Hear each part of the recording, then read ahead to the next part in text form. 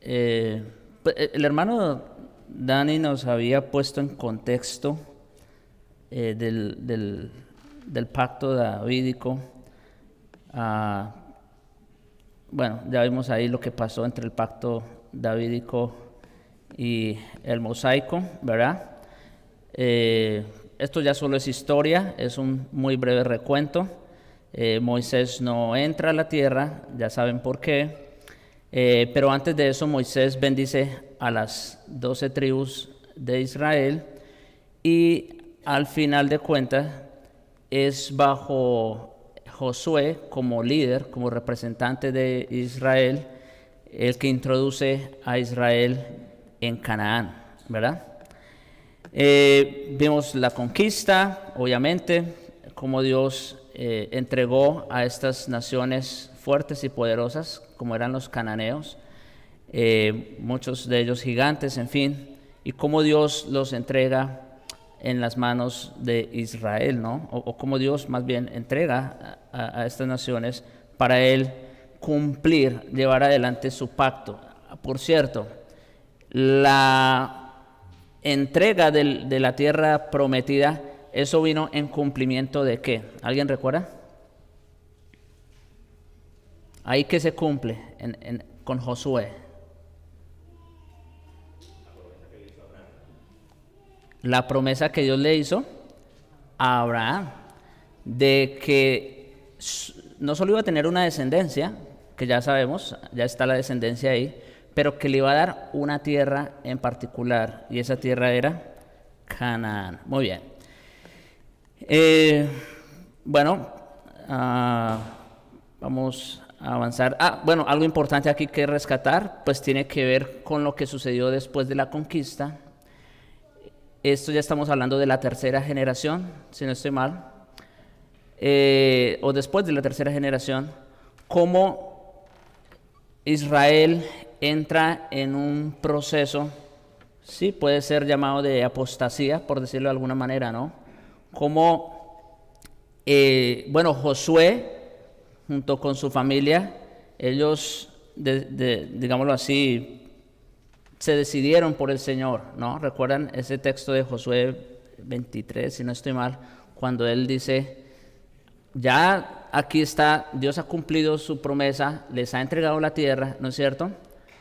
Y les hace algunas advertencias, ¿no? Para que no se aparten de Dios, para que no se vayan en pos de ídolos. Y él dice, yo y mi casa serviremos al Señor. ¿Qué pasó después de eso? Lo que lamentablemente se esperaba.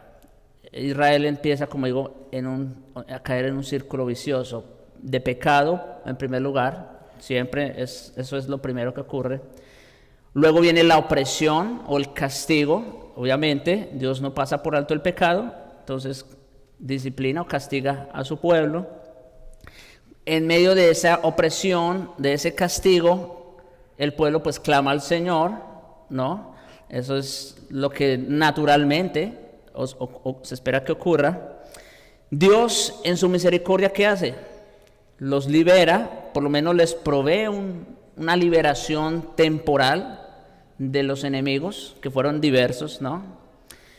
Pero ¿qué pasaba con Israel otra vez? Volvía y recaía. Entonces, por eso dice que Israel entró ahí como en un patrón de apostasía, ¿no? En un círculo vicioso. Y bueno, pues esa fue la realidad de Israel, la verdad, por un buen tiempo. Hasta que, bueno, Dios levanta a Samuel, quien es el último de los jueces, ¿no es cierto? Y es en tiempos de Samuel, precisamente, que pues empieza a despertarse, vamos a decir, bueno, por lo menos desde la perspectiva humana, desde la perspectiva de Israel, un deseo, vamos a decir, humano, un deseo codicioso de ser como las demás naciones, ¿no es cierto? Las demás naciones tenían reyes que salían a pelear por ellos, y Israel sí había tenido un líder aquí, otro allí, en los jueces, ustedes pueden recordar a varios de ellos, ¿no es cierto? A Og, a Gedeón, a Barak. Bueno, Barak, ¿verdad?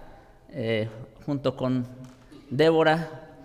En fin, el punto es que habían tenido uno u otro líder aquí o allí que Dios les había mandado, pero no había algo establecido como tal. Ellos querían un representante de verdad, alguien que fuera por ellos a las guerras, etcétera, que lo representara. Y ellos entonces piden un rey. ¿Y qué pasa? Bueno, Dios en su ira les concede esa petición. Esto es solo como una aplicación muy rápida, pero a propósito de lo que estamos hablando, ¿no? Debemos tener muchas veces cuidado de lo que pedimos a Dios, porque quizás estamos pidiendo neciamente y Dios por nuestra necesidad nos puede conceder cosas que no necesariamente son buenas, pero nos lo hace para luego mostrarnos a nosotros nuestra realidad, nuestro pecado, ¿no es cierto? Pero bueno, eso fue lo que pasó con Israel. Dios les dio un rey en su ira. Sí era la voluntad de Dios, hay que decir esto, que Israel tuviera un rey. Es más, no solo era la voluntad de Dios, Dios ya lo había prometido, ¿no recuerdan? ¿En dónde Dios prometió rey para Israel? ¿Alguien recuerda? Aquí ya lo hemos visto. La primera vez, ¿a quién se le prometió que iba a haber un rey sobre Israel? Antes de Génesis 21, a Abraham, hermanos. Recuerden, después de que Abraham sacrifica a su hijo Isaac, Dios promete que va a haber un rey sobre su descendencia. Desde allí tenemos esa promesa. Luego, entonces, ahora sí sigue esa promesa en Judá. Bueno, cuando Jacob bendice a sus hijos, se la da a Judá y así sucesivamente. Entonces, sí era la voluntad de Dios que hubiera un rey para Israel, pero ese rey debía ser conforme al corazón de Dios. Ahora, ya lo hemos dicho aquí, cuando decimos conforme al corazón de Dios, no era un hombre que fuera perfecto en todos sus caminos, no, esa no es la idea, sino simplemente un hombre que fuera conforme a lo que él había prometido, básicamente, ¿cierto? Y si Dios ya había sido específico de dónde tenía que salir ese rey, pues no podía ser de la tribu de Benjamín, como fue el caso de Saúl. Tenía que salir ¿de dónde? De Judá. Muy bien. Ok, hermanos, eso básicamente, como digo, el contexto, lo que Dani nos había mostrado hasta entonces. Ahora, aquí yo traigo esta tabla. Esta ya la hemos visto antes, no sé si recuerdan algunos, pero la traigo otra vez para recordar en dónde nos encontramos, porque es que no debemos perder de vista el reino. Esto es muy importante. Mis hermanos, los pactos son, vamos a decir, las diversas maneras como Dios administraba o gobernaba a su pueblo, ¿no es cierto?, en el contexto de un reino. Entonces, por ejemplo, en el primer reino, ¿no es cierto? ¿Cuál fue el primer reino? ¿Recuerdan? Creación. Y como en todo reino, Dios siempre pone representantes, ¿no? O cabezas federales para administrar ese reino. ¿Recuerdan quiénes fueron esas cabezas federales? Adán primero y luego Noé. Muy bien, Adán y Noé. Ellos fueron representantes o cabezas federales en el reino de la creación. Y bueno, hasta ahí vamos a decir lo que tiene que ver con el reino de la creación. Sí, hay cosas que se dijeron allá, que sucedieron allá en ese reino que todavía nos afecta a nosotros, pero por supuesto que sí. Principalmente lo que ocurrió con Adán, ¿no es cierto? Bueno, y lo que ocurrió con Noé también, porque si no hubiese venido, o sea, si Dios no hubiese puesto a Noé en esa situación y no hubiese entrado en ese pacto, pues no habría ninguna esperanza de redención. Pero bueno. Pero el reino ya cesó. Después venimos y llegamos ¿a qué? ¿A dónde? Al reino de Israel. Y como digo, no debemos perder de vista en dónde nos encontramos. Ahorita nos encontramos en el reino de Israel. De manera que tanto el pacto abrahámico como el mosaico y ahora el davídico, donde nos encontramos, todos tienen que ver principal y literalmente con el reino de Israel. O sea que las promesas que se le hicieron, por ejemplo, a Abraham tenían que ver principalmente ¿con quién? Con el reino de Israel. Exactamente. Las leyes que Dios entregó por medio de Moisés estaban dirigidas ¿a quién? Al reino de Israel. Y ahora que llegamos a la manifestación suprema del reino, por decirlo de alguna manera, entonces ese reino iba a alcanzar su máximo esplendor, su máxima manifestación en Israel. Y por lo tanto, lo que vamos a ver en el pacto davídico aplica primariamente, y oigan lo que estoy diciendo, no únicamente, pero primariamente ¿a quién? Al reino de Israel. Yo quiero que eso lo tengamos claro, por eso traigo esa tabla aquí, para recordarnos en dónde estamos. Déjeme decirles lo siguiente antes de continuar. El pacto de Abraham establece el fundamento del reino mediante las promesas pactuales de una descendencia y un lugar para dicho reino. Así fue como se empezó el reino de Israel, ¿no? Cómo se constituyó, con una serie de promesas que Dios entregó a su siervo Abraham. Bien. El pacto de Moisés se despliega y se amplía sobre el reino mediante el cumplimiento parcial de las promesas pactuales hechas ¿a quién? A Abraham, y la entrega formal de su constitución, que era ¿cuál? La ley. Entonces ya tenemos un reino más formal, ¿no es cierto? Ya no solamente era un pueblo beduino, nómada, que divagaba por el desierto, ahora tenemos algo más constituido, ¿no? Algo más formal. Y ahí tenemos entonces el pacto mosaico.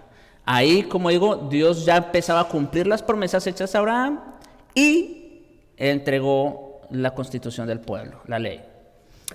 Pero no es, escuchen, no es sino hasta el pacto de David que el reino alcanza su máxima expresión, escuchen, por la presencia permanente de Dios en medio de su pueblo y mediante la figura del rey como representante de dicho pueblo.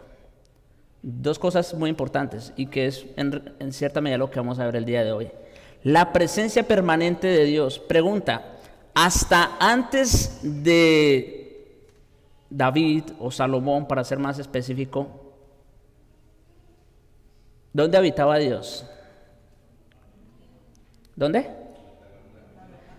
En una tienda, ¿no es cierto?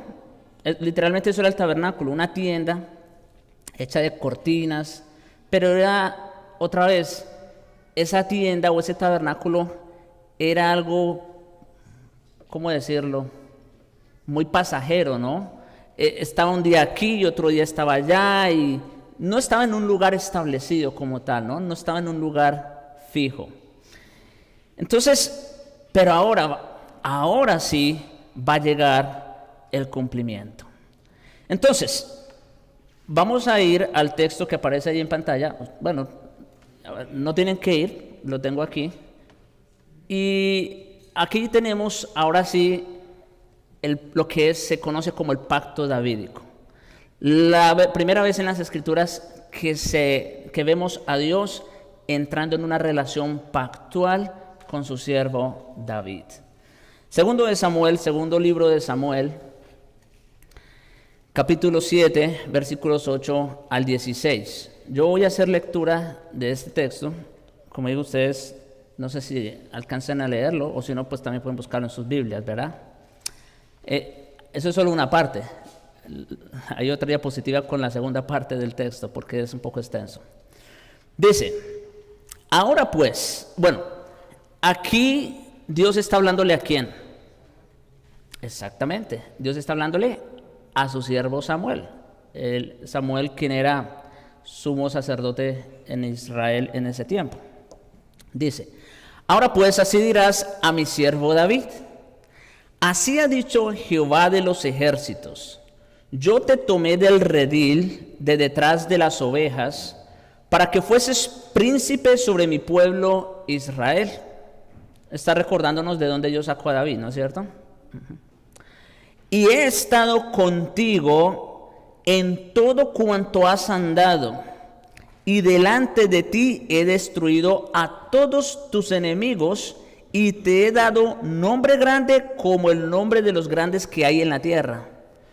Para este momento, como dice el texto, Dios ya había entregado a muchos de los enemigos en manos de David, ¿no es cierto? Dios había estado con David, como lo había prometido. Además, dice, o sea, ahí no termina el asunto. Además, yo fijaré lugar a mi pueblo Israel. Esa palabra fijar tiene que ver con algo específico, puntual, local. Fijaré lugar a mi pueblo Israel y lo plantaré para que habite en su lugar, escuchen, y nunca más sea removido, ni los inicuos le aflijan más, como al principio, como sucedió por mucho tiempo, ¿no? Con los madianitas, con los filisteos, etc. Dice, desde el día que te puse jueces sobre mi pueblo Israel, y a ti te daré descanso de todos tus enemigos. Miren, ahí hay una promesa, descanso de sus enemigos. Asimismo, Jehová te hace saber que Él te hará casa. Interesante, ¿no? David quiso hacerle casa a Dios y Dios le dice, yo te voy a hacer casa. Bueno, luego vamos ahorita solo estoy leyendo el texto, luego vamos a ver cuáles son las bendiciones específicas. Cuando tus días sean cumplidos y duermas con tus padres, yo levantaré después de ti a uno de tu linaje, el cual procederá de tus entrañas, y afirmaré su reino. Ahora noten, habla de uno que iba a levantar de su linaje. David tuvo muchos hijos, pero solo uno, ¿no es cierto? Solo uno. Yo le seré a él padre y él me será a mi hijo. Y escuchen, si él hiciere mal, yo le castigaré con vara de hombres y con azotes de hijos de los hombres. Pero mi misericordia no se apartará de él, como la aparté de Saúl, al cual quité delante de ti. Dios no está diciendo que espera de su hijo perfección, por un lado. Y no solamente eso, sino que está diciendo que si no hace conforme a su voluntad, no va a ser lo mismo que hizo con Saúl. ¿Qué hizo con Saúl? Lo removió. Y de su descendencia ya no se contó más nadie, ¿no es cierto? Pero no va a pasar así con su hijo. Aun si hiciere mal, como dice el texto. Sí lo va a castigar, obviamente. Pero misericordia no se apartará de él como la parte de Saúl, al cual quité delante de ti, y será afirmada tu casa y tu reino para siempre delante de tu rostro, y tu trono será estable eternamente. Entonces, hermano, este es un texto maravilloso, hermoso, por todo el contenido que tiene, ¿no? Las promesas, las ricas promesas que tiene. Entonces, el día de hoy, yo creo que ya es todo lo que vamos a ver las bendiciones del pacto davídico. ¿Qué es lo que Dios promete a su siervo David en estos versículos? Entonces, en primer lugar, lo primero que tenemos, y que yo creo que aquí todos estamos claros, es que Dios promete un trono estable. Cuando hablamos de trono, ¿a qué nos referimos? A un reino, ¿no es cierto? O sea, un trono es donde se sienta un rey. Así que al hablar de un trono estamos hablando de un rey, ¿verdad? Por supuesto. Y de un reino. Bueno, ya saben, estamos en el reino davídico, en el reino de Israel. Pero no sé si se habían preguntado antes, mientras nosotros hablábamos del pacto abrahámico y del pacto mosaico, que estábamos hablando del reino, pero nunca se llegaron a preguntar, ¿y quién era el rey? ¿No es cierto? Bueno, sí, obviamente Israel era una teocracia, por decirlo, ¿verdad? De alguna manera, Dios era su rey, definitivamente, pero no tenían una figura como tal de rey, ¿no es cierto? Moisés no fue rey, Abraham no fue rey, no, Josué no fue rey, ¿verdad? Fueron líderes en el pueblo puestos por Dios, ¿verdad? A los cuales Dios entregó sus pactos, sus promesas, etc. Pero hasta ahora es que vamos a ver ahora sí un trono como tal y un rey.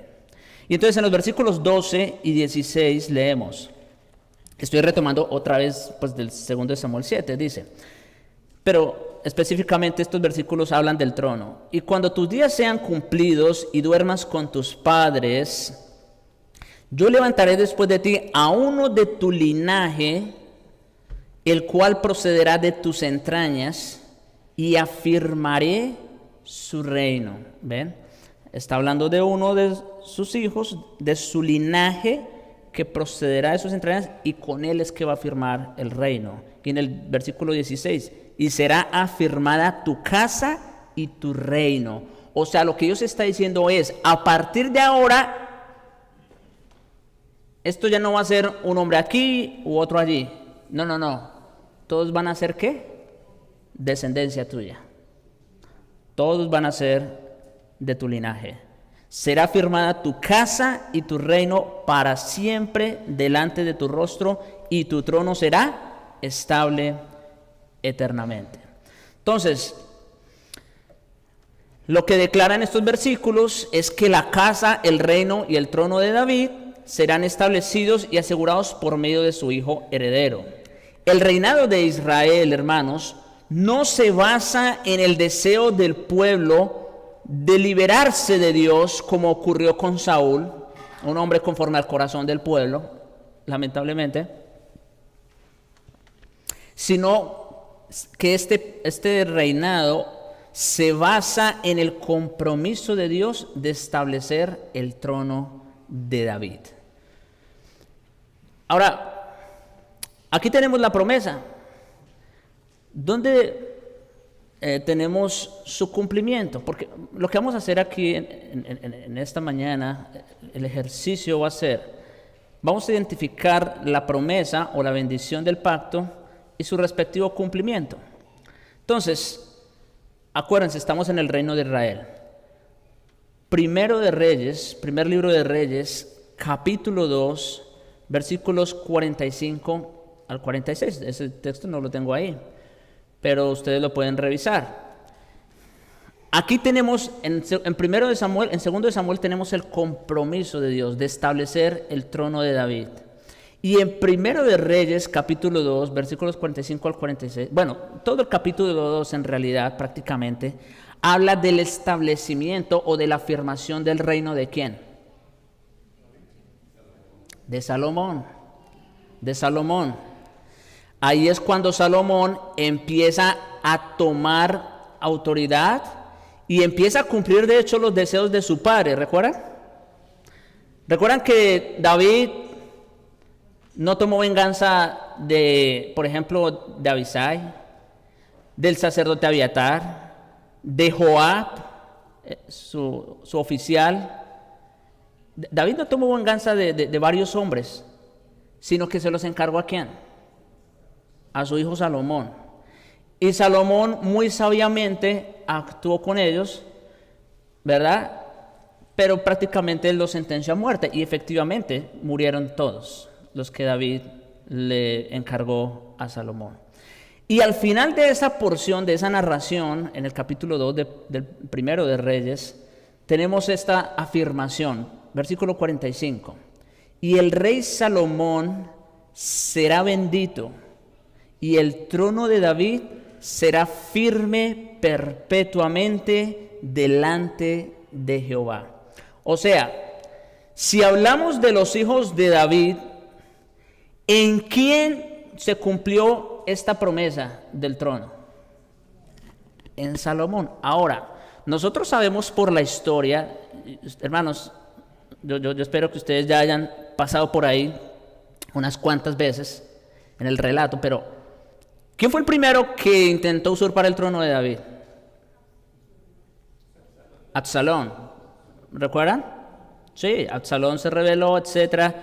Él reunió a muchos de sus siervos de David, ganó a mucha gente del pueblo y estuvo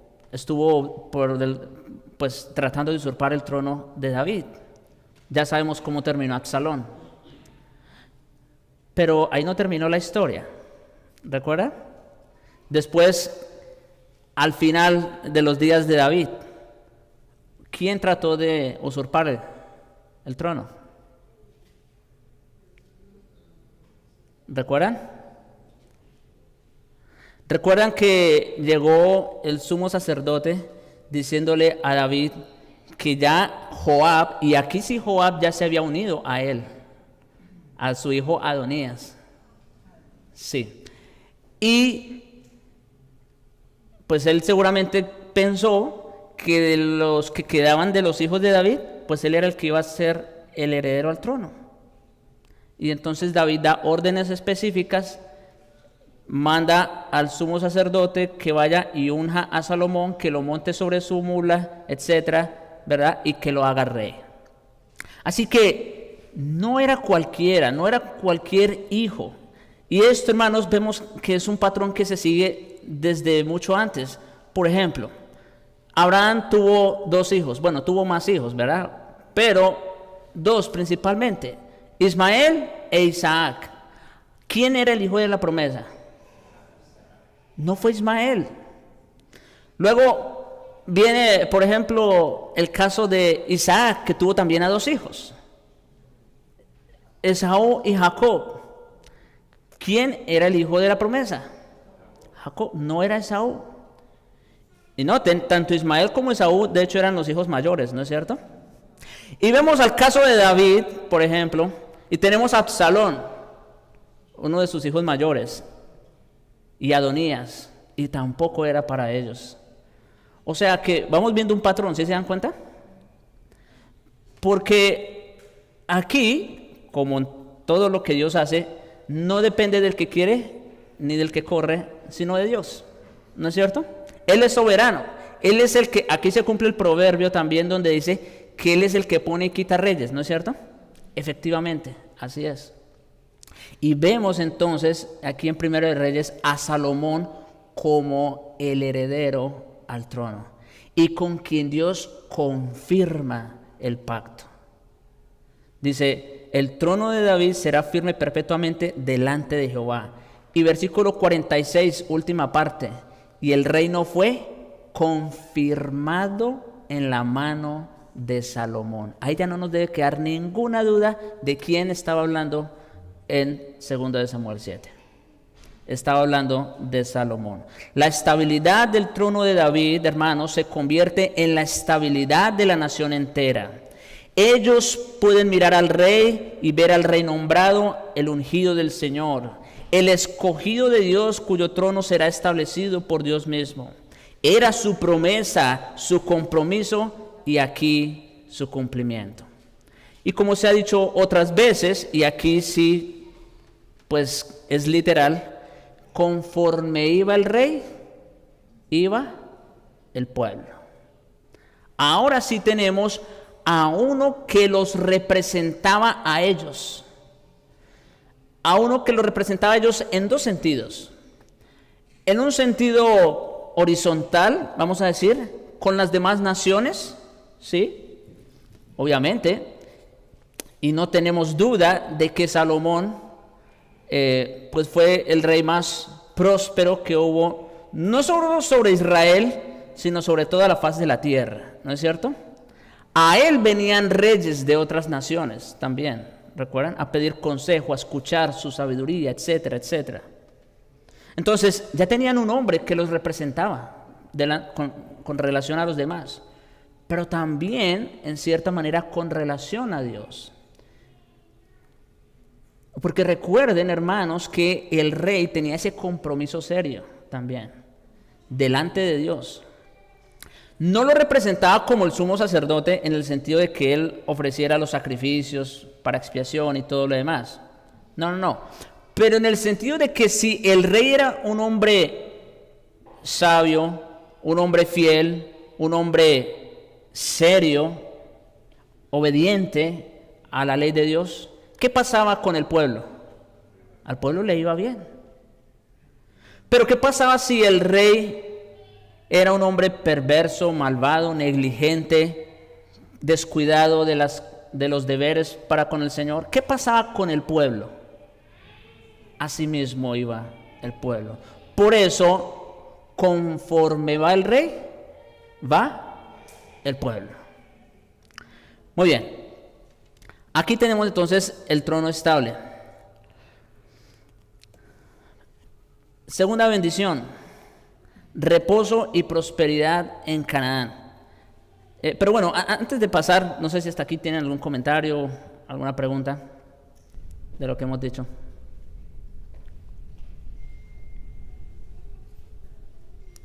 ¿Todo bien? Sí, allá, Dane.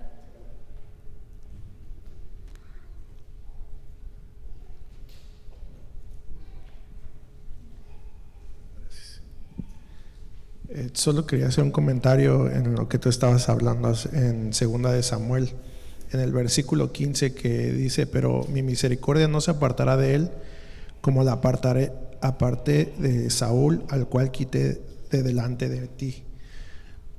Y me llama la atención este versículo porque nosotros a veces queremos como hacer a Dios más bueno de lo que las Escrituras no le enseña, en el sentido, ¿por qué digo esto? Porque a veces pensamos, una doctrina errónea sería pensar que Dios que no hace acepción de personas, y no estoy hablando de la salvación, sino en otros, en el sentido de que estamos viendo aquí, que si podemos comparar a Saúl y a David, los dos pecaron en diferentes formas, ¿verdad? Pero los dos pecaron, pero Dios sí hizo una distinción entre Saúl y David en su misericordia. A uno se la quitó y al otro no, aunque el otro pecó, pero el distintivo tendría que ser, o tendríamos que ver que el distintivo es, y lo bueno que ya se aclaró que uno era conforme al corazón de Dios y el otro no, pero el distintivo es que esa distinción o esa acepción que hizo con Saúl y no con David, perdón, al revés, es que David era conforme al propósito y al pacto que tenía con el pueblo de Israel, más no por, regresando a lo mismo que el pastor Valdés ya había dicho, no porque David fuera más bueno, o como otros pastores dicen que puesto que David era conforme al corazón de Dios, entonces era muy bueno y lo ven como un ejemplo a seguir, sino que el distintivo era que Dios tenía que seguir cumpliendo su pacto de dar un rey, y que a través de esa descendencia iba a venir un reinado perpetuo, como ya se leyó, claro, apuntando a Cristo, al reinado de Cristo, pero ese tendría que ser la distinción. Y tú lo mencionaste también, la soberanía de Dios y ese distintivo entre los dos. Así es. Muy bien. Ok, entonces ahí tenemos la primera bendición y su respectivo cumplimiento. Ahora, la segunda bendición del pacto davídico, versículos 10 y 11 del relato de 2 de Samuel 7. Dice: además, yo fijaré lugar a mi pueblo Israel y lo plantaré para que habite en su lugar, y nunca más sea removido, ni los inicuos le aflijan más, como al principio. Desde el día que puse jueces sobre mi pueblo Israel, y a ti te daré descanso de todos tus enemigos. Asimismo, Jehová te hace saber que Él te hará casa. Ok, entonces, ¿qué tenemos aquí? Tenemos una promesa de reposo y prosperidad. Dios no solo prometió un trono que sería estable, para siempre, sino que además promete reposo y prosperidad. Bueno, eso es muy importante, porque puede haber un rey, pero puede que nomás sea un rey que los meta en problemas, vamos a decir, ¿no?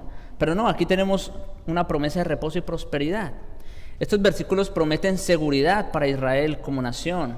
Como se mencionó anteriormente, esto había sido prometido por medio de Moisés también y fue cumplido parcialmente en el tiempo de Josué. Sí, recuerden, Dios cumplió el pacto, una promesa de Abraham, la de la tierra, Dios la cumplió parcialmente en tiempo de Josué. Cuando llegaron a la tierra, la conquistaron, etcétera, etcétera. Sin embargo, ese reposo era, como se dijo, problemático, parcial e incompleto. Problemático, bueno, por varias razones. Para empezar, muchos de las naciones paganas, ¿verdad?, de ellos, todavía quedaron ahí dentro de la nación de Israel. Eso lo vimos ya, ¿no es cierto? Era parcial porque precisamente como no tenían un rey que los representara a ellos en ese sentido, vamos a decir, pues continuamente venían las naciones enemigas, ¿no es cierto? Los invadían, los afligían, era parcial, ¿no? Aunque ya tenían una tierra, era un reposo incompleto, ¿verdad? Sin embargo, cuando Salomón dedicó el templo, declaró en 1 de Reyes, capítulo 8, versículo 56, que esta promesa se había cumplido. Eso que había sido parcial, incompleto, bajo liderazgo de Josué, ahora se cumple, sí. 1 de Reyes, capítulo 8, versículo 56. Bendito sea Jehová, que ha dado reposo a su pueblo Israel, conforme a todo lo que prometió. ¿Ve? O sea que ese reposo que Dios le dio a Israel bajo el reinado de Salomón era lo que él había prometido. Sí, así mismo. Dios lo prometió allá bajo Moisés. Ninguna palabra, oigan esto, para que no haya duda de que realmente se cumplió esa promesa. Ninguna palabra ha fallado de toda su buena promesa que hizo por medio de su siervo Moisés. Por eso volvemos a decir que es bajo este pacto que Israel alcanza su máxima expresión. Allí sí tenemos a un pueblo asentado, firme y próspero. Lo que no había pasado antes en toda su historia. La paz y el reposo, hermanos, no serán simplemente una situación imperante donde Israel nunca es amenazado o atacado, sino más bien Dios bendecirá la defensa del rey de la nación. Sí, o sea, no quiere decir que no sufrió ningún ataque absolutamente, pero Dios bendecía, ¿no es cierto? Dios bendecía a su pueblo. Y de hecho empezó a hacerlo, escuchen esto, porque para que Salomón tuviera, vamos a decir, un reino pacífico, próspero, ¿qué ocurrió en el reino anterior? Tuvo que haber guerra, tuvo que haber muerte, tuvo que haber sangre. Dice, como dijo David en el Salmo 144, 1 y 2, bendito sea Jehová mi roca, que adiestra mis manos para la guerra y mis dedos para la batalla. Misericordia mía y fortaleza mía, mi baluarte y mi libertador, escudo mío en quien me he refugiado, el que sujeta a mi pueblo debajo de mí. Esta expresión es muy interesante. El que sujeta a mi pueblo debajo de mí. David era consciente de que él no sujetaba a Israel. Él no era el que tenía la rienda. ¿Quién era el que se la daba? Dios.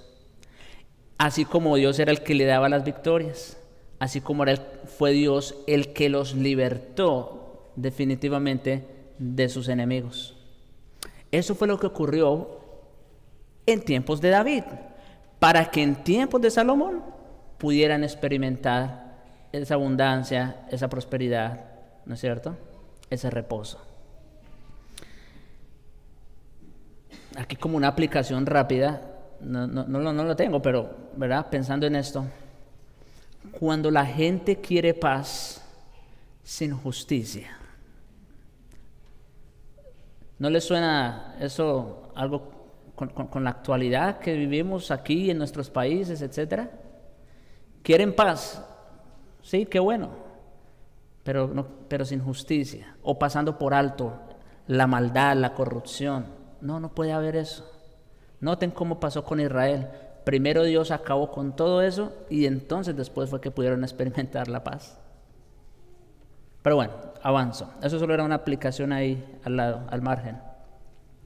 Después del tiempo de los jueces y de Saúl, hermanos, esto es lo que Israel necesitaba con urgencia: un rey que los representara conforme a la voluntad de Dios y que los libertara de sus enemigos. Así que aquí tenemos entonces la segunda bendición, tenemos su cumplimiento otra vez bajo el reinado de Salomón. Ninguna palabra ha fallado de toda la buena promesa que Dios había hecho. Ahí tenemos el cumplimiento.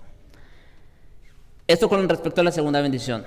No sé si aquí también tienen alguna pregunta o algo que aportar. Bueno, aquí, luego atrás. Sí, es interesante que en los tres oficios que se está imitando a Cristo, porque estos tres eran tipos de los oficios que se cumplieron en Cristo: la perfección del sacerdote, que me llama la atención que el último fue Samuel, me refiero en el área de gobernar, porque Samuel no solo era sacerdote, sumo sacerdote, sino que gobernaba, era juez de Israel. Y al quedar fuera él, entra el primer rey. Y obviamente, como ya lo dijeron, no era un rey conforme a la voluntad de Dios. Entonces, esto nos dice algo bien interesante, la palabra de Dios, que ningún sacerdote toma para sí esa honra. Eso viene de parte de Dios. Los sacerdotes no se elegían a sí mismos. La primera elección viene de Dios. Igual los reyes, ¿verdad? El reinado tenía que ser algo que fuera Dios el que los eligiera. Y luego también los profetas. Ningún profeta tomaba para sí esa honra, sino que venía de parte de Dios. Bien interesante, hermanos, que como creyentes entendamos este tipo de reinados, porque hoy en día, cuando me llama la atención que Sócrates odiaba la democracia, porque él decía que la democracia, ¿cómo podías tú poner a elegir a gente ignorante que no tenía inteligencia a una persona para que lo gobernara y para que tomara control de un país? Dice, si tú tuvieras una enfermedad y tuvieras que elegir un doctor, ¿pondrías al pueblo a que votara a ver qué doctor te operaba? No ibas a preguntarle a 10 hombres sabios qué doctor de esto es el mejor, ¿verdad? Entonces, ¿por qué les digo esto? Porque hoy en día este patrón nos ha sido afectando a nosotros. Cuando nosotros tenemos la decisión de escoger un rey o un gobernante hoy en día, primero tenemos que entender nosotros cuál es el que, como cuando Salomón empezó a reinar, me llama la atención que David, ¿a dónde lo pone? A las escrituras. Sigue la palabra de Dios. Vemos que cuando los reyes gobernaban bien es porque encontraban el libro y lo leían, y el libro era el que los guiaba. Todo rey que se dejó guiar por el libro, por la palabra, era un buen rey. Entonces esa era la voluntad de Dios. Y hoy en día tenemos que encontrar la mínima de esas cualidades en el rey. No andar fijándonos si nos conviene, si no nos conviene, sino qué rey se acopla un poquito a lo que dice Dios, que siquiera mencionan a Dios. Anteriormente muchos de los republicanos gobernaron con Biblias abiertas, la Casa Blanca, en pasajes que tenían escritos en la Biblia, y eso, la Biblia siempre estaba ahí en frente de ellos. Esas cosas, ningún rey va a ser perfecto. Nuestro reinado se cumple en Cristo, todos eran tipos de Cristo, tenemos que, claro, hoy en día. Pero igual los profetas nunca se escogieron así solo. Igual cuando nosotros vamos a tomar la decisión de escoger un pastor para la iglesia, tampoco tomamos la decisión, la toma Dios. A nosotros como pastores hombres que ya estamos en esto, se nos mira estos dones, ve si yo ya hice esto en esta persona y promuévelo a eso. Entonces, la votación de la iglesia ya no viene en un vacío. Cuando el pueblo vota, no tiene que votar en ignorancia. De ahí pedirle a Dios rey, pedirle a Dios pastores, pedirle a Dios profetas, y que sea Dios el que los da, porque es Dios el que los da. Sí. ¿Se entiende? Y en Cristo se cumplen todas esas cosas. Teniendo estoy trayendo eso porque es la parte teológica, el principio teológico de los reinados, ¿verdad? El que establecía reyes, el que ponía reyes es Dios. Él quita y pone reyes, lo dice su palabra. Entonces, ¿quién fue buen rey? El que caminó con Dios. Cuando se apartaban de la palabra, venía el fracaso, venían los enemigos. Cuando estaban bien, Dios ponía en paz a sus enemigos. Esa es la prosperidad y la bendición que mencionaste de los reyes. Sí. Y todo tiene que ver con Dios. El epicentro de reinado de profeta y sacerdote es Dios. Así es. Allá el hermano Juan había levantado la mano. Gracias. Era un comentario acerca de cuando estábamos hablando de David y Saúl, ¿verdad? Entonces, vino a mi memoria esa palabra, esa enseñanza que nos dieron acerca de la providencia. Entonces, dentro de esa providencia de Dios, para llevar a cabo sus decretos, David estaba en ese plan, igual como Saúl, pero David en otro sentido, ¿verdad? Porque ahí iba a venir la simiente, entonces no podía desecharlo a él, ¿verdad? Entonces era nada más ese comentario también. Ok, muy bien, así es. Déjame ver. Bueno, ya... sí, estoy mirando allá, pero es que ese reloj es diferente a este. Bueno, vamos a ver entonces la última bendición, creo que sí. Vamos a ver. Y si no, como quiera, puedo ampliar un poco más la próxima vez. La tercera bendición, hermanos. Y bueno, todas las bendiciones fueron importantes, eran importantes, esenciales, de hecho, para llevar a cabo el plan de Dios. Pero esta bendición en particular, creo que era hacia donde todo apuntaba. Todo lo que se había prometido, tanto en el pacto abrahámico, todas las ordenanzas, lo que Dios había dado por medio de Moisés, todo lo que Dios luego le promete al mismo David, tenía como fin o propósito último esto: la presencia y protección permanente de Dios. La presencia y protección permanente de Dios. 3 versículos aquí, versículos 9, 13 y 15 del relato de 2 de Samuel. Dice: he estado contigo en todo cuanto has andado. Ahí está la clave, ¿no? Dios con David. He estado contigo en todo cuanto has andado, y delante de ti he destruido a todos tus enemigos. Dios era el que los entregaba. El libro de los Salmos está lleno de eso. Y te he dado nombre grande como el nombre de los grandes que hay en la tierra. Versículo 13. Él, ya hablando del Hijo, ¿verdad? Él edificará casa a mi nombre, y yo afirmaré para siempre el trono de su reino. Y versículo 15. Pero mi misericordia no se apartará de él, como la parte de Saúl, al cual quité delante de ti. Mis hermanos, debemos tener presente que el lenguaje davídico, el pacto davídico, está lleno, por decirlo así, del lenguaje de la presencia de Dios. A eso era que apuntaba. Ya vimos, en el versículo 9 dice que él había estado con David. Y en el 13 Dios dice que uno de los descendientes de David edificará una casa para Dios, una casa fija, estable. Ya no un tabernáculo, ya no una tienda que se podía mover de aquí para allá. No. Y en el 15 Dios promete que su misericordia no se apartaría de los descendientes de David, que Dios estaría con su linaje y lo protegería. Obviamente, aquí tengo que decir lo siguiente, lo mismo que se dijo cuando hablamos en el pacto mosaico, de que por un lado Dios sí o sí cumple lo que promete. O sea, vamos a decir, su mano, su misericordia nunca se apartó de la casa de David. No obstante, cuando uno de los descendientes de David, estoy hablando obviamente del linaje, ¿no?, de los reyes, cuando alguno de los reyes se apartaba del Señor y se iba en pos de ídolos, y etcétera, etcétera, Dios no pasa por alto el pecado. Dios los disciplinaba. Pero recuerden, Dios prometió que nunca iba a ser como hizo con Saúl. Esa es la diferencia. ¿Se dan cuenta? Esa es la diferencia. Pero Dios no iba a pasar por alto el pecado. Ahora, volvemos al punto. El corazón del pacto davídico, hermanos, está en el templo. Dios prometió habitar entre los hijos de Israel a través del templo. Todo esto, hermanos, como digo, forma parte de este pacto. David estaba contemplando la idea de edificar un templo para Dios, como ya dijimos, ya que la presencia de Dios entre el pueblo era aún mediada a través de un tabernáculo.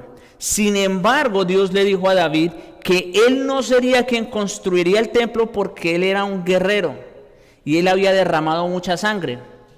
Sí, era importante que pasara todo eso, ya lo vimos hace un momento. Era necesario que se hiciera justicia, era necesario derrotar a los enemigos, a los adversarios. Pero precisamente porque David fue el encargado de esa misión, él no podía edificar lo sagrado. El heredero de David, Salomón, cuyo nombre significa precisamente hombre de paz, fue quien construyó el templo. Ahora, en 1 de Reyes, capítulo 6, versículos 12 y 13, Dios le dijo a Salomón, con relación a esta casa que tú edificas, fue el tiempo en el que Salomón estaba construyendo el templo. Dios le dice, con relación a esta casa, si anduvieres en mis estatutos e hicieres mis decretos, noten que ahí también hay un condicional. No vamos a enfocarnos tanto hoy en eso porque luego vamos a ver las sanciones, pero hay un condicional ahí.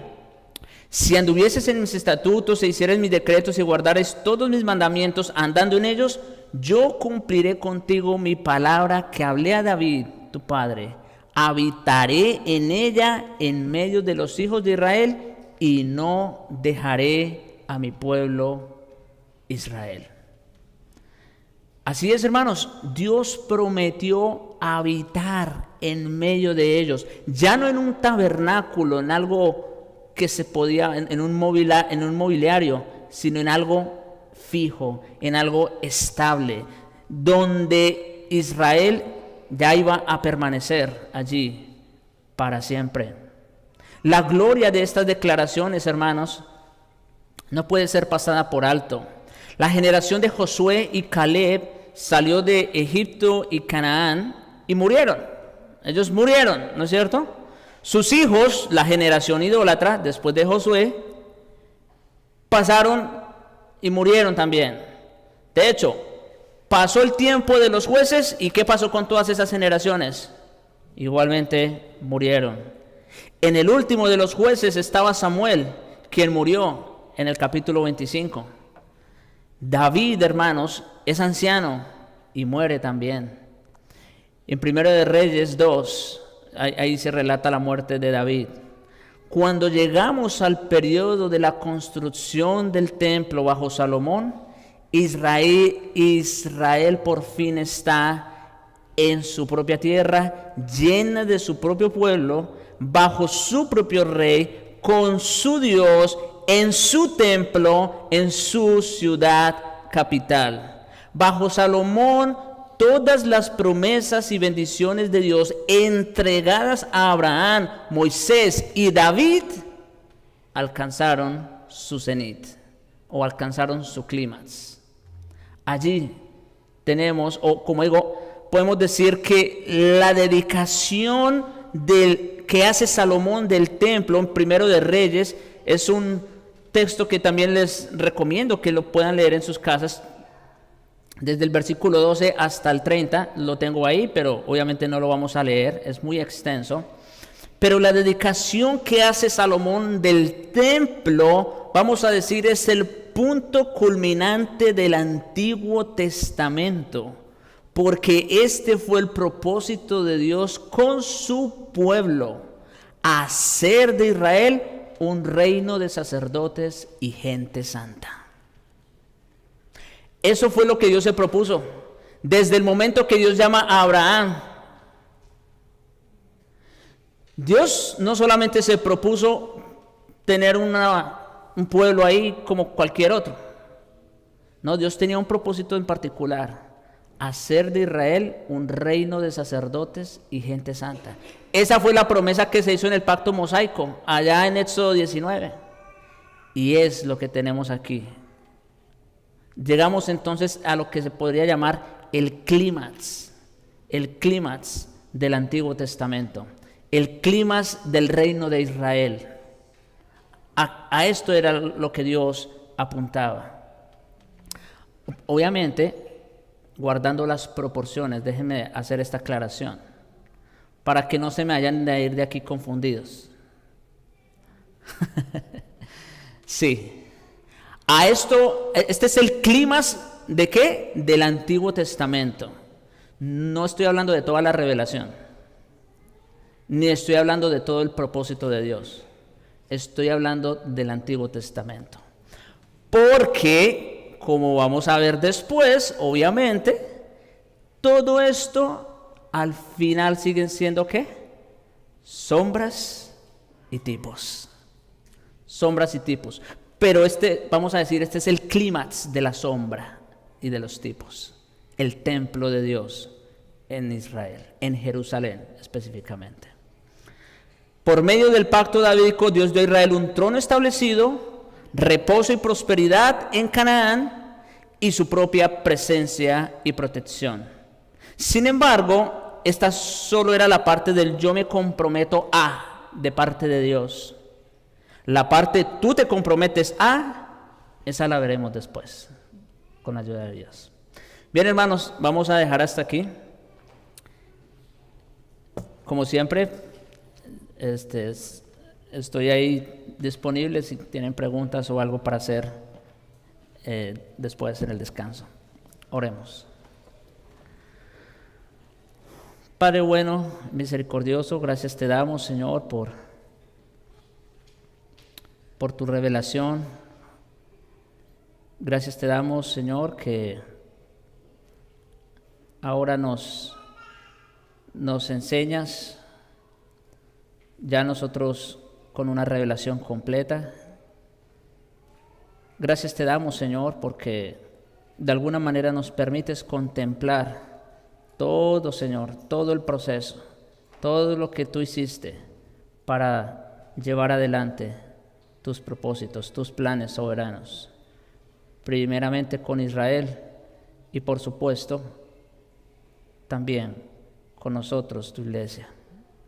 Gracias te damos, Señor, por estas verdades consoladoras y te rogamos que así nos sigas bendiciendo, Señor, en este día.